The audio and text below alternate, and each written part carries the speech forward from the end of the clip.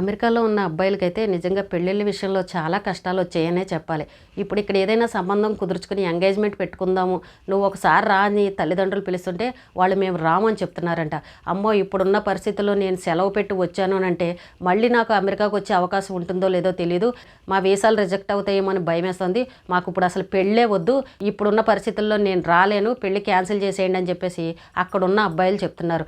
మామూలుగానే ఇప్పుడున్న పరిస్థితుల్లో పెళ్ళిళ్ళు లేట్ అయిపోతున్నాయి. సరే వచ్చిన సంబంధం ఏదో ఒకటి చేసుకుందామని అంటే ఈ ట్రంప్ పెట్టే నిర్ణయాల వల్ల, ఈ ఉద్యోగాల భయం వల్ల పిల్లలు అక్కడి నుంచి ఇక్కడికి రాలేకపోతున్నారు.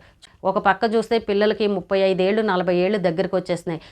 ఉద్యోగాలు చూస్తే స్టాండర్డ్గా లేవు. ఎప్పుడు ఏం జరుగుతుందో తెలియని పరిస్థితి.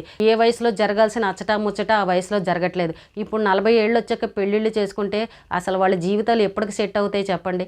ఇప్పుడు అమెరికా వెళ్ళిన అబ్బాయిల పరిస్థితులు ఈ రకంగా ఉంది. పెళ్లి చేసుకుందామన్నా సరే వాళ్ళు ఇండియాకి రావాలంటే భయపడి పెళ్ళిళ్ళు క్యాన్సిల్ చేసుకుంటున్నారు. ఒక పక్కనేమో తల్లిదండ్రులు టెన్షన్ పడుతున్నారు, మాకు వయసు అయిపోతుంది, మాకు అనారోగ్య సమస్యలు వస్తున్నాయి, తొందరగా మీకు పెళ్ళిళ్ళు చేసుకుంటే మీ జీవితాలు సెట్ అయిపోతాయి, మా బాధ్యతలు తీరిపోతాయి అని తల్లిదండ్రులు అనుకుంటున్నారు.